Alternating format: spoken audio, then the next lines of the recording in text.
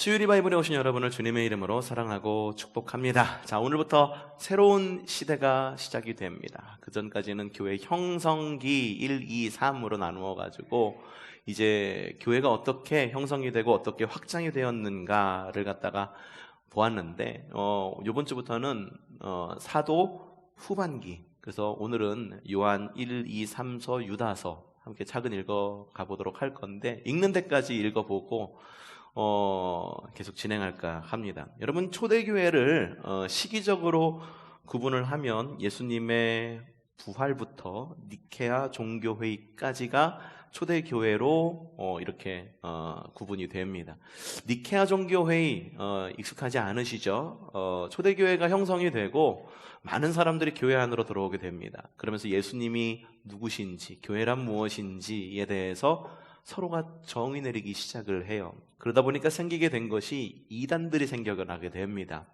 근데 이단들이 생겨나는데 이걸 이단이라고 말할 수 있을 만한 기준이 없는 거예요. 예를 들어 이겁니다. 신천지는 이단이죠. 왜 이단이에요? 이만희가 교주니까 이단이에요. 근데 이 당시에는 그런 기준이 없는 거예요. 그런 기준이 없는 거예요. 우리 예수님 믿어. 근데 이만희라고 하는 교주가 있어. 우리는 이 사람을 새로운 그리스도라고 믿어라고 말하면은 그냥 교회 안에 혼란이 오는 겁니다. 그래서 교회가 일치된 하나의 신학을 가질 필요가 있었어요. 무엇보다도 예수님이 누구신지를 정의 내릴 필요가 있었습니다. 예수님은, 지금은 우리는 믿잖아요. 주는 그리스도시요 살아계신 하나님의 아들이십니다. 예수님은 하나님이십니다. 또한 예수님은 인간이시기도 하셨어요. 그래서 우리 죄를 지시고 십자가에 달려 돌아가시고 장사한 지 사흘 만에 죽은 자 가운데서 부활하셔서 하늘로 오르셔서 지금은 하나님 우편에 앉아 계셨다라고 하는 거 다 알고 계시죠?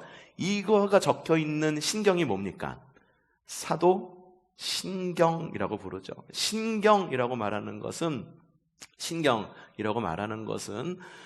경전에는 이렇게 성경에는 성경에 준하는 권위를 가지고 있는 어떤 사람들의 그리스도인의 신앙 고백이 신경이라고 합니다. 그래서 신경, 몸에 흐르는 신경 말고요. 신경, 믿을 신자를 씁니다. 믿을 신자를 써요. 그래서 신경이라고 하는 것은 사도신경만 있지 않아요. 다른 신경들도 굉장히 많습니다.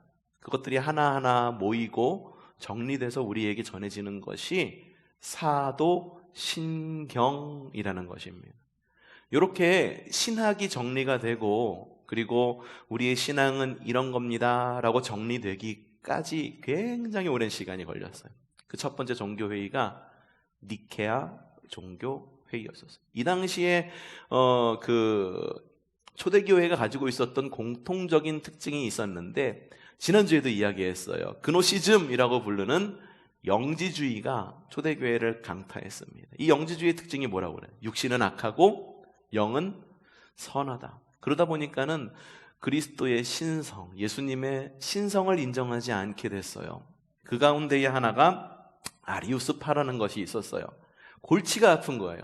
사람들이 교회 안에서 신앙생활을 하는데 일치된 마음으로 주는 그리스도시요 살아계신 하나님의 아들이십니다 라고 하는 믿음의 고백을 하는 것이 아니라, 아니야, 우리의 영은 선해, 하지만 육신은 악해, 육신을 벗어나야지만 진정한 자유가 있는 거야 라고 이야기를 하는 사람이 교회에 있으니까는 교회가 얼마나 어려워졌겠습니까? 그래서 이거를 정리할 필요가 있었어요. 그래서 동방교회, 서방교회라고 말하는 것은 로마를 말합니다. 동방교회를 말하는 것은 러시아 쪽의 저기를 말하는 거예요. 이 당시에는 카톨릭입니다. 카톨릭 교회입니다. 이 교회들이 연합을 해서 모여서, 야, 이러한 신학은 이렇게 정리하자라고 해서 회의를 연 게 니케아 종교회의. 총 2차에 걸쳐서 열렸는데, 니케아 종교회의 1차가 AD 325년에 열리게 됩니다. 굉장히 오랜 시간이 지났죠. 예수님께서 부활 승천한 것이 AD 30년 조금 넘은 시점이었잖아요. 33년이었었잖아요. 그로부터 10배에 달하는 시간이 지난 이후에야 니케아 종교회의가 열리게 되는 거예요. 200년, 300년에 가까운 시간이 지나서, 얼마나 오랜 시간입니까? 그동안에 얼마나 많은 어려움과 갈등들이 교회에 있었겠습니까? 그걸 정리하자라고 그래서 일치된 신학 안으로 정리가 된 게 니케아 종교 회의까지의 일입니다. 이 회의 이후에 카톨릭 교회가 아주 견고하게 서갑니다. 로마에서 이제는 기독교를 이제 국교로 받아들이게 되고 기독교가 이제 온 세상으로 퍼져나가는 그런 일들이 놀랍게 벌어지게 되는데, 그래서 초대교회의 범위를 예수님의 부활부터 니케아 종교 회의까지 보는 것입니다. 자, 그렇다고 말한다면 초대교회는 거기까지다 라고 본다면 사도 시기는 언제까지일까? 사도들이 활동하던, 예수님을 직접 만났던 제자들이 성도들을 치리하고 교회를 이렇게 이끌었던 시기는 언제까지일까? 자, 아주 쉽겠죠? 제자들이 모였던 시기, 그때가 언제? 예수님의 공생의 시기부터 예수님의 제자들 가운데에 가장 마지막까지 살아남았던 제자, 누구? 우리 새벽 기도 시간에 이야기를 했어요. 이미 얘기했어요. 누구? 요한계시록을 쓴, 요한 1, 2, 3서를 쓴, 요한복음을 쓴 사도 누구? 요한의 죽음까지, 그때까지가 사도시기라고 봅니다. 근데 요한이 죽은 이후로는 예수님을 직접 가까이서 본 사도라고 불리는 사람들이 이제는 존재하지 않는 거죠. 그러다 보니까는 이제 그 시기 이후로 넘어가면서 사람들이 전승되어져 온 성경을 이제 가까이 하고 읽기 시작을 합니다. 그래서 요한 서신이 이때 가장 마지막 때, 사도 요한의 죽음 직전까지 요한 서신에 기록될 그 상황이 어떤 상황이었냐면, 이 당시까지만 해도 로마의 박해가 굉장히 극심했습니다. 사도들이 순교를 당해요. 전부 순교를 당합니다. 그리고 이단들이 난립을 하게 됩니다. 그러다 보니까 교회에 당면한 문제들이 점차 늘어나는 거예요. 기준이 없어요. 뭘 해야 되는 기준이 없어. 그러니까는 서로 자기가 옳대. 누가 큰 소리 치면은 그게 옳은 거야. 누가 강력하게 얘기하면 그게 옳은 거야. 누가 조금 더 배운 사람이 이야기하면은 그게 옳은 거야. 그래서 이리 갔다 저리 갔다 이리 갔다 저리 갔다 했던 시기가 바로 이런 시기였었습니다. 여러분, 어떤 조직이 어떤 공동체가 잡혀가는 데에는요, 많은 이해관계가 충돌하게 되어 있어요.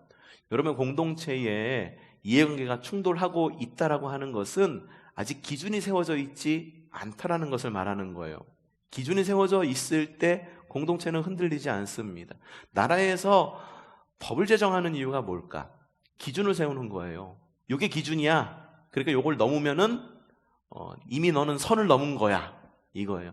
운전을 하다가 보면은 제한 속도가 있어요. 80km면 80km. 그 안으로 달리라는 거죠. 최저 제한 속도도 있습니다. 고속도로에서 50km 이하로 달리면 딱지떼입니다. 알고 계셨어요? 모르셨어요? 그럽니다. 그리고 고속도로에서 제한 속도를 넘으면 뭐가 어떻게 됩니까? 그래도 딱지가 떼입니다. 제한 속도 110km라고 정해져 있는 곳에는 최저 50km, 최고 100, 110, 그 사이에서 운행을 해야 된다는 걸 말하는 거예요. 법이 그런 거거든요. 그걸 넘으면 위법. 그래서 이 도로의 질서, 나라의 질서, 교회의 질서를 잡아가는 거예요. 교회가 지금 이렇게 질서가 있는 이유는 뭐냐 하면, 직제라고 하는 것, 그리고 초대교회의 많은 이러한 어려움들을 바탕으로 교회가 질서를 잡아왔기 때문에 우리가 교회 안에서 신앙생활을 할 수가 있는 거예요. 교회 무용론을 말하는 사람들도 있어요. 교회가 뭐 필요해? 내가 곧 교회인데, 주님이 사람이 곧 한 사람이 교회라고 얘기했잖아. 특별히 코로나 시대 겪으면서 사람들이 그런 생각을 많이 하게 됐죠. 내가 곧 교회인데 굳이 세상 교회를 나가야 되나? 건물 있는 교회를 나가야 되나? 이런 생각을 사람들이 하게 된 거죠. 그래서 교회론이 흔들린 거였어요. 교회론이 흔들리는 거예요. 지금 이 초대교회의 어려움은 성육신론, 이게 그리스도론이 흔들린 거였거든요. 지금은 교회론이 흔들리는 시기예요. 그래서 지금 가장 우리가 잡고 잘 이해해야 되는 것이 뭐냐면은 교회론을 잘 알고 있어야 돼요. 교회란 무엇이고, 주님은 교회를 뭐라고 이야기하고, 교회가 역사적으로 어떻게 해서 만들어져 왔는지. 역사적으로 많은 전통이 묻어 있습니다. 그래서 교회 전통 안에서 가톨릭이 먼저 시작을 했고, 그래서 야 이거 아니야 라고 해서 15세기에 프로테스탄트가 떨어져 나왔고, 그리고 18, 19세기에 감리교가 생성이 됐고, 그래가지고선 여러 이런 교파들이 나오게 된 거죠. 이게 무용한 거냐? 사람들이 만들었기 때문에 무용한 거냐? 절대 그렇진 않습니다. 물론 불필요한 부분들도 분명히 있기는 합니다. 개선되어야 될 분들이 분명히 있어요. 하지만 전통 가운데에서 만들어진 것. 제가 이렇게 앞에서 앉아서 설교하고 여러분은 앉아서 이렇게 말씀 듣는 것, 이것도 전통이에요. 알고 계셨어요? 처음에는 이렇게 모이지 않았어요. 이게 로마의 법정을 따라했어요. 법원에 안 가보셨죠? 저도 안 가봤어요. 뭘 좋다고 법원에 가? 그렇죠? 우린 법이 필요 없이 사는 사람들이어야 되는 거야. 법 이상의 법을 따라가야 되기 때문에. 그래서 법정에 가면 딱 이 모습을 하고 있어요. 이 재판장이 앉아 있고, 부, 1, 2 앉아 있고, 사람들이 앉아 있고, 요 앞에 변호인들이 앉아 있고, 딱 교회 모습하고 똑같습니다. 지금 우리는 이 예배 임사자들 앞에 앉진 않잖아요. 근데 다른 교회 가면 어때요? 예배 임사자들 앉아 있죠. 그렇죠? 이 변호인들 앉아 있는 모습하고, 그리고 목사가 재판장 역할을 하는 그런 모습으로 이렇게 비춰집니다. 전통 가운데 만들어진 거예요. 이런 구조도 전통 가운데 만들어진 거예요. 그러니까는 예배를 모일 때 동그랗게 앉으면 어떨까? 그것도 괜찮습니다. 그냥 이렇게 목사가 가운데 있고 다 그냥 두서없이 앉아 있으면 어떨까? 그것도 괜찮습니다. 꼭 요 모습을 할 필요는 없다. 하지만 요 모습대로 우리 전통이 만들어져 왔기 때문에 지금 이런 모습으로 앉아 있는 거다. 이거에 대한 단점들도 많아요. 예배에 구경꾼이 되죠. 공연을 하죠. 공연을 하면은 구경만 하고 있어요. 그럼 구경꾼인 예배자들이 막 생성해내는 그런 공연장의 모습하고도 비슷하잖아요. 앞에서 막 드럼 치고 연주하면은 앉아가지고선 구경하는, 그렇죠? 그런 모습들. 그렇기 때문에 단점도 많기 때문에 전통이라고 하는 것, 물론 단점도 많다. 하지만 이것이 우리를 우리에게 만들어 온, 교회를 교회되게 만들어 온 거다. 그렇기 때문에 만약에 변화되어야 될 것이 있다고 한다면 이유를 묻고, 그리고 그것에 대한 적절한 방법을 찾아가야 할 것이다. 그래서 그 당시 초대교회에 요한이 활동하던 그 시기에 성도들의 정체성을 확인시켜주고 유지시켜줘야 될 숙제들이 막 놓여져 있었던 거예요. 그래서 니들이 누구고 교회란 무엇이고 예수님이 누구인가를 갖다가 사도들이 알려주기 시작한 거죠. 그래서 글을 쓰기 시작했습니다. 예수님께서 이러이러한 말씀을 하셨지라고 말하면서 글을 쓰고 성경이 거기서부터 기록이 되었습니다. 자, 요한 1서는요, 별명은 사랑의 편지, 진리의 편지라고 하는 별명을 가지고 있습니다. 하나님 사랑에 대해 쓰고 있어요. 사도 요한은 사랑의 사도입니다. 그래서 대표적인 성경이 요한 복음 3장 16절. 하나님이 세상을 이처럼 사랑하사 독생자를 주셨으니 다 알고 있는 이야기잖아요. 사랑의 하나님을 이야기합니다. 그러면서 형제 사랑을 이야기해요. 사랑해야 된다. 기록 목적, 오늘 지난 새벽이었나요? 하나님과의 사귐에 대해서, 월요일 새벽이었었거든요. 주님과의 사귐에 대해서 이야기를 하고 있고요. 예수님의 성육신을 변증하는 내용, 그리고 다른 이들과, 교회 안에서의 다른 이들, 교회 밖에서의 다른 이들과 어떻게 사귐이 이루어져야 되는가. 결론은 그겁니다. 구원받은 사람이라고 한다면 실제적인 사랑의 열매들이 있어야 된다라고 하는 것이 요한 1서의 주된 내용입니다. 자, 사도 요한이 누구일까? 세베대와 살로메의 아들입니다. 하인을 거느릴 정도로 굉장히 부유하게 성장을 했어요. 정규 랍비 학교는 다니지 않았습니다. 하지만 가정교육을 굉장히 충분히 받은 사람이 요한이었었습니다. 그것에 비하면 베드로와 비교가 되죠. 베드로는 정규 학교를 다닌 사람도 아닙니다. 어부였었던 거죠. 그럼에도 불구하고 베드로가 예수님의 수제자라고 이야기를 들어요.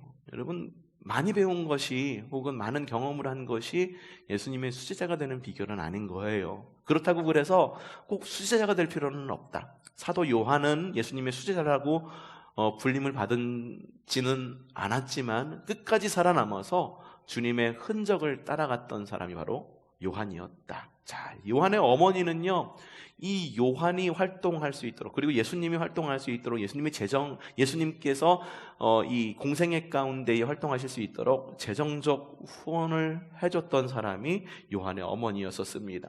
사도 요한 자신도 많이 배웠어요. 그러다 보니까 상류층의 대제사장과 친분이 있었던 걸로 여겨집니다. 생애 후반에는 에베소에 거했어요. 그리고 형제사랑, 이단에 대한 저주, 이런 것들에 대해서 이야기를 하는 것을 보았을 때 굉장히 원칙 중심이다. 하지만 하나님의 사랑을 이야기하는 걸 보니까 굉장히 복음적인 사람이었다라는 것을 알 수 있죠. 그래서 요한복음을 읽어보면은 마태, 마가, 누가복음보다 어떤 느낌을 받냐면 더 따뜻하다, 더 넓다, 복음이 더 한 단계 성숙이 됐다, 이렇게 말해도 되는 건가? 그런 느낌을 받게 됩니다. 사복음서 가운데 요한복음이 좀 이렇게 잘 익었다라는 그런 느낌을 받게 됩니다. 나중에 예수님이 십자가에 달려 돌아가십니다. 돌아가셨을 때에 예수님의 어머니 누구? 마리아. 자, 마리아는 그 노년의 시간을 어떻게 보내셨을까? 어떻게 보냈을 것 같습니까? 예수님께서 십자가에서 제자 요한에게 이야기합니다. 십자가 밑에까지 간 사람이 요한이에요. 끝까지 예수님을 따랐던 사람이 요한인 거죠. 굉장한 사람이었어요. 요한에게 부탁해. 뭐라고 부탁하냐면 내 어머니를 부탁한다. 그래서 요한은 예수님의 어머니인 마리아의 노년을 책임졌던 그런 사람이 요한이었었습니다. 요한 1서의 구성 여러분들 쭉 읽어보시면 되십니다. 첫 번째는 1장부터 2장 중반절까지는 하나님과 동행하는 삶, 하나님과 사귐의 삶을 사는 것이 무엇인가. 2장 중반절부터 3장까지는 그러면 하나님의 자녀로서의 삶이란 무엇인가, 서로 사랑하는 삶을 살아야 된다. 그러면 4장까지는 그런데 사랑하면서 사는데 거짓 예언자들을 조심해야 된다. 그러면서 5장까지는 그러면 우리는 어떻게 살아야 되는가? 세상을 이기는 믿음 안에서 살아가야 된다. 죄로부터 자유하라. 하나님께로부터 난 자라는 걸 기억하라. 믿음 안에 굳게 설 때 악한 자가 우리를 만지지 못할 것이다 라고 이야기를 합니다. 자, 요한 1서, 요한복음을 전체를 본다고 한다면 요한은 사랑의 사도라고 이야기를 했습니다. 사랑의 사도, 왜냐? 하나님을 사랑이라고 표현했기 때문에. 요한 1서 4장 16절 읽어보죠. 시작. 우리는 하나님이 우리에게 베푸시는 사랑을 알았고 또 믿었습니다. 하나님은 사랑이십니다. 사랑 안에 있는 사람은 하나님 안에 있고 하나님도 그 사람 안에 계십니다. 하나님은 뭐라고 말합니까? 하나님은 사랑이시다. 서울에 있는 강남에 있는 사랑의 교회의 그 강대상을 보면은 뭐라고 적혀 있냐면 하나님은 사랑이시라라고 적혀 있습니다. 요한이 말하는 하나님은 무엇이냐? 곧 사랑이다. 그러므로 성도는 어떻게 살아야 되는가? 삶의 세 가지 증거가 있어야 된대요. 자, 요한일서 1장 1절부터 3절 한번 읽어보죠. 시작. 이 글은 생명의 말씀에 관한 것입니다. 이 생명의 말씀은 태초부터 계신 것이요. 말씀은 언제부터? 태초부터. 말씀이라고 말하는 것은 예수님을 말하는 겁니다. 말씀이 계셨다. 예수님과 말씀은 분리가 되지 않아요. 생명의 빵으로 우리에게 오신 겁니다. 말씀은 언제부터? 태초부터 계신 것이요, 우리가 들은 것이요, 우리가 눈으로 본 것이요, 우리가 지켜본 것이요, 우리가 손으로 만져본 것입니다. 이 생명이 나타나셨습니다. 우리는 그것을 보았습니다. 그래서 우리는 이 영원한 생명을 여러분에게 증언하고 선포합니다. 이 영원한 생명은 아버지와 함께 계셨는데, 예수님이 언제부터 계셨다고요? 태초부터. 누구와 함께? 아버지와 함께. 예수님이 선지를 창조하신 하나님께서 만드신 피조물인가? 아닙니다. 피조물이라고 말하는 이단들이 있었어요. 이미 과거에 있었습니다.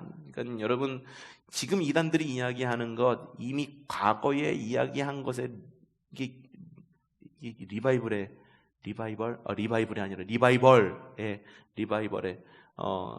불과하다라고 하는 것, 근데 아직도 사람들이 거기 현혹된다라고 하는 거 기억하셔야 됩니다.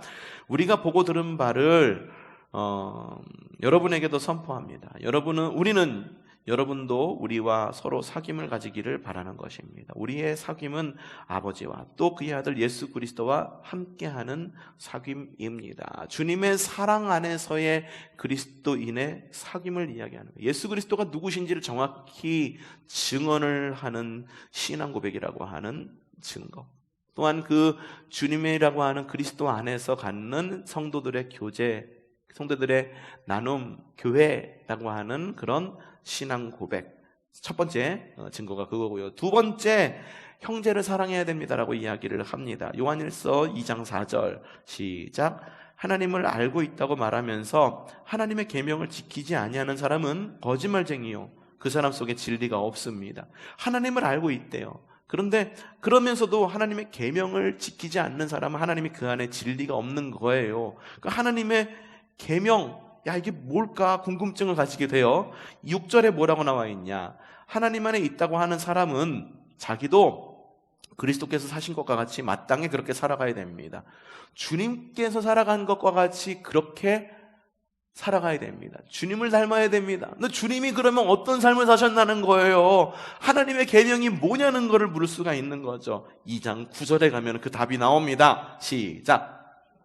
있다고 말하면서 자기 형제 자매를 미워하는 사람은 아직도 어둠 속에 있습니다. 거꾸로 말하면 뭐냐면, 형제 자매를 미워하는 사람은 아직도 어둠 속에 있다라고 말한 건, 빛 가운데 사는 사람은 형제 자매를 어떻게 해야 된다?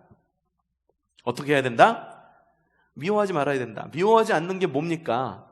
사랑하는 거예요. 사랑하는 거. 사랑해야 된다. 그러니까 성도는 삶의 세 가지 증거가 있어야 되는데, 첫 번째는 예수 그리스도에 대한 온전한 신앙 고백, 두 번째는 이웃을 사랑함, 형제를 사랑함, 세 번째 어떤 증거가 있어야 될까? 요한일서 5장 16절 시작. 누구든지 어떤 교우가 죄를 짓는 것을 볼 때에 그것이 죽음에 이르는 죄가 아니면 하나님께 간구하십시오. 그리하면 하나님은 죽을 죄를 짓지 않은 그 사람에게 생명을 주실 것입니다. 죽을 죄가 있습니다. 이 죄를 두고 간구하라고 하는 말이 아닙니다. 죽을 죄와 이게 죽음에 이르게 하는 죄와 죽음에 이르지 않게 하는 죄가 있다라고 구분되어 이야기를 하는 것 같아요. 근데 사실 이 죄라고 하는 것, 죽음에 이르게 하는 죄는 뭐냐 하면, 하나님의 이름을 이렇게 10계명 안에 다 있잖아요. 그렇죠? 1, 2 계명에 관한 그런 내용인 거죠. 하여튼 죽음에 이르지는 않지만 삶으로 그리스도인답지 않은 삶의 습관적인 죄를 저지르면서 살아가는 그리스도인이 있다라고 하는 거예요. 그러면 이건 괜찮은 거냐? 괜찮은 건 아니야. 하지만 하나님께서 그걸로 인해서 정죄는 하지는 않으실 거야. 정죄하지는 않을 거야. 하지만 책망은 하실 거야. 그러면 그리스도인은 이런 죄를 볼 때 어떻게 해야 되는가? 하나님께 간구하십시오. 그 사람을 위해 기도하라는 거예요. 기도하라는 거예요. 기도하라는 겁니다. 여러분, 중간에 야, 그 사람 신앙생활, 그래, 신앙생활에서 크게 벗어나지는 않아. 하지만 습관적인 죄를 계속 저지르고 그런 사람이 보인다 하면은 우리가 해야 될 건 뭐냐면, 제일 첫 걸음은 기도하는 거예요. 기도하는 거예요. 하나님이 이러이러한 사람이 이러이러한 신앙생활을 하는데, 하나님 이걸로 인해 하나님의 이게 내침받지는 않아요. 하지만 하나님의 영광을 가리지는 않을까? 이거 참 고민이 됩니다. 주님, 이거 어떻게 해야 될까요? 주님, 기도하라는 겁니다. 기도하라는 거예요. 그럼 남들을 위해서만 기도할까? 스스로를 위해서도 기도해야 된다. 자, 세 가지 이야기했습니다. 성도는 삶의 세 증거. 첫 번째, 올바른 신앙 고백. 두 번째, 형제를 사랑하는 것. 세 번째, 습관적인 죄에서 벗어나 말씀에 순종하는 삶을 살아가는 것. 자, 그러면서 이 요한 1서에는 영지주의자들에 대한 경고도 나옵니다. 영지주의자라고 하는 건 앞서도 말씀드렸듯이 예수님의 성육신을 부인합니다. 도덕 폐기론을 이야기합니다. 필요 없어. 야, 이게 이제 우리 육신하고 관련된 것은 필요 없는 거야. 극단적인 금욕주의를 말합니다. 야, 육신이 죽어야 우리 영이 사는 거야. 그러니까는 금욕을 해야 돼. 고기 이걸 어떻게 먹어? 못 먹어. 그리고 몸이 편해? 안 돼. 몸을 괴롭혀야 돼. 이렇게 해가지고서 몸을 자꾸 괴롭히고, 그래서 육체를 통해서 육체를 초월해야지만 구원을 얻을 수 있다라고 이야기를 합니다. 우리의 선한 영은 죄된 육체에 갇혀 있는 거다. 그래서 육체를 벗어나야지만 우리가 진정한 자유를 얻을 수 있다라고 이야기를 합니다. 자, 하나하나씩 짚어봅시다. 예수님은 육신을 입고 이 땅 가운데 오셨습니다.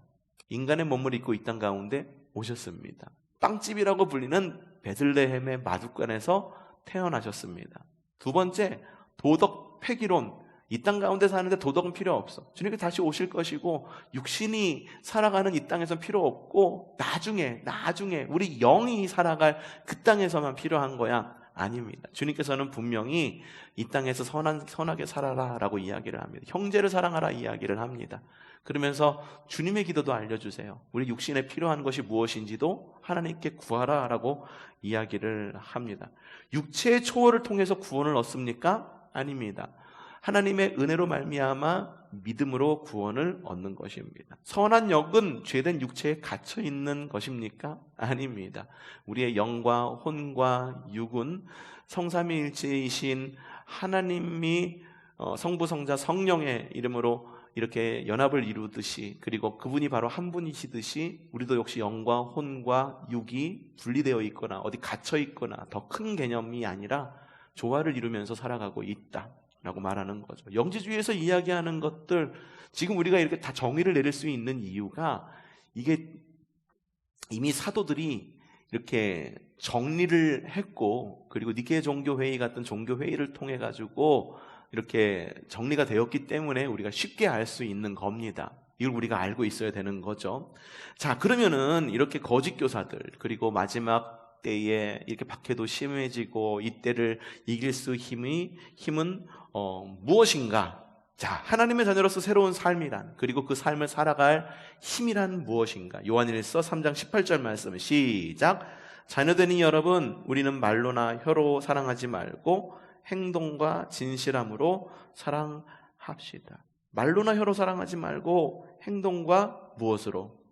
진실함으로 사랑합시다. 말로만 사랑하는 것, 이게 안 된다라고 하는 거죠. 지난 주일에 우리가 가족을 넘어 가정으로라고 하는 설교를 들었어요. 무슨 내용이었었습니까? 가족이라고 하는 것, 족이라고 하는 결의족자를 써가지고 혈연이나 혹은 이해관계 속에서만 우리가 가족이라고 말하는 것이 아니라 가정, 그렇죠? 가정, 뜰정자를 쓰죠. 그래서 우리의 삶의 범위에 있는, 우리의 뜰 안에 있는, 우리의 마음의 뜰 안에 있는 사람들까지도 그리스도 안에서 한 가족을 이루자라는 말에서 가족을 넘어 가정으로라고 하는 설교를 들었습니다. 여기서 말했던 가장 중요한 방법이 있죠. 사랑으로는 부족해. 어떻게 해야 된다?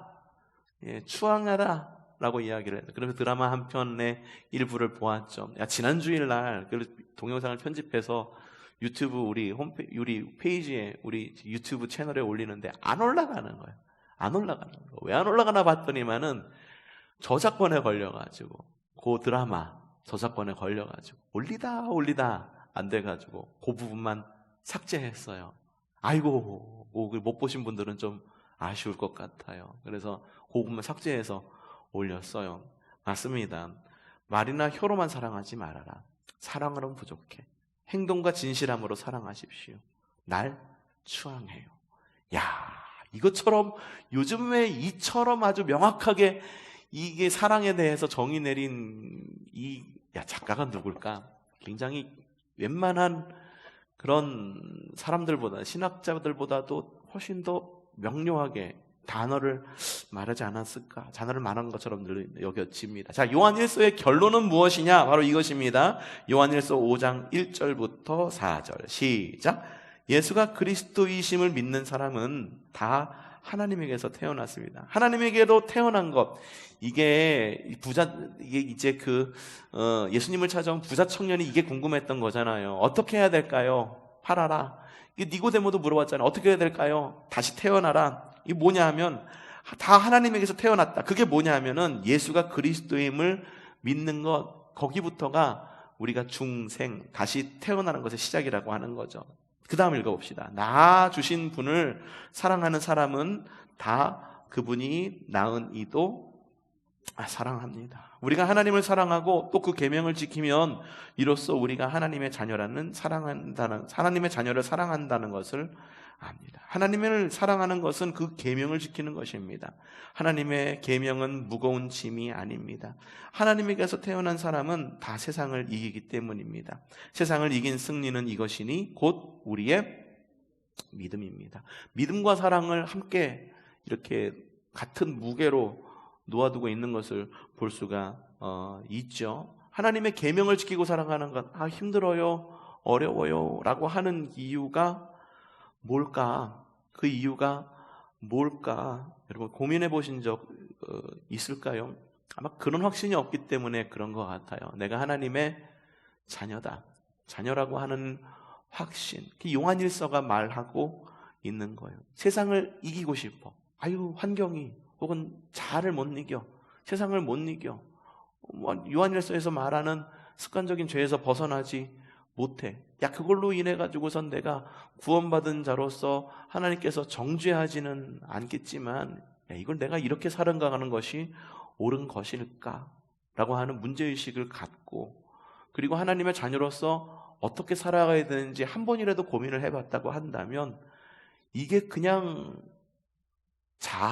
못 이기는 못 이기는 환경, 이게 문제가 될 수 있는 걸까라는 생각이 듭니다. 어떤 사람이 내 삶의 문제를 발견했어요. 그래서 의사가 그걸 진단했어.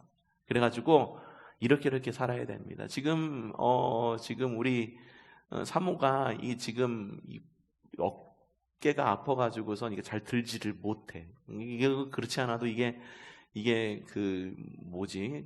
자꾸 혼자 무거운 거 들고 막 이러니까는 나 없이도 혼자 잘 들어요. 우리 저기 밖에 우리 지금 캐노피 왔잖아요. 근데 캐노피도 이 택배가 밖에 놓여져 있으니까 사람들이 들고 갈까봐 그것도 굉장히 무거웠거든요. 우리 좀 저렴한 걸로 사려고 알루미늄으로 사지 않고 철제로 된 걸 사다 보니까는 굉장히 무거워요. 한 40-50kg 나가는 것 같은데 굉장히 무겁습니다. 혼자 치지를 못해. 근데 그걸 갖다 들어가지고 낑낑대면서 교회 안에 로비 안으로 들어놨더라고요. 팔을 못 쓰겠대. 그래서 이쪽으로 운전하려고 그러면 운전을 잘 못하겠대. 병원에 갔더니만은 병원 의사가 그러는 거예요. 뭐라고 말하느냐? 팔을 사용하지 마세요. 그리고 이렇게 하시고 치료를 받으셔야 됩니다. 그러면은 어떻게 해야 될까? 여러분, 의사 선생님이 얘기했어. 그럼 여러분, 의사가 뭘 알아? 그냥 하는 얘기지. 그러면서 안 들으실 거예요? 쉽게 말하면 이런 겁니다. 내시경을 했어. 내시경을 했는데 위에서 이상한 조직이 발견이 됐대. 장에서 용종이 발견됐대. 그러면은 어떻게 해요? 여러분 어떻게 합니까? 식습관을 고치겠죠. 이전에 했던 삶의 패턴, 음식 이런 것들을 바꿔나가겠죠. 왜 그럴까? 거기부터 고민이 되는 거예요. 내가 이렇다고 하는데, 내가 이런데, 나에게 이런 문제가 있는데 이런 진단이 나와. 그럼 나는 어떻게 해야 될까? 고민을 하는 거예요. 문제의식을 갖는 거예요. 평소에 내가 이러이러한 습관을 가지고 있었지. 이 습관을 어떻게 해야 될까? 그냥 가지고 갈까? 어떻게 의사 선생님이 그렇게 얘기해도 나는 그게 너무 좋은데 그냥 나는 이거 끝까지 유지하다가 그냥 의사 선생님이 말하건 말건 그냥 그렇게 살아가지. 그렇게 생각하는 사람은 아무도 없어요. 그렇죠? 고치죠. 치료받죠. 식습관 고치죠. 운동하죠. 왜? 내가 문제의식을 갖기 때문에. 그렇기 때문에 내가 육신의 어떤 자아를 못 이긴다, 환경을 못 이긴다. 그건 왜 그럴까? 여러분 한번 스스로에 대해서 한번 깊이 한번 고민해 보라고 하는 거예요. 그것에 대해서 한번 문제의식을 가져보라고 하는 거예요. 주님께서 이렇게 말씀하셨어.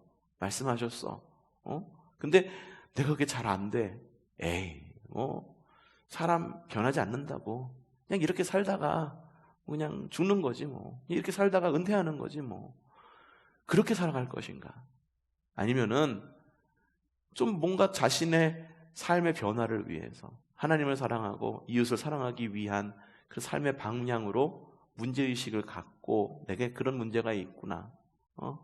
문제의식을 갖고 그게 문제라고 하는 것을 문제의식을 갖고 삶을 변화시키면서 살아가기를, 삶을 방향을 고쳐 나가겠느냐, 수정해 가겠느냐, 그거의 문제인 거죠.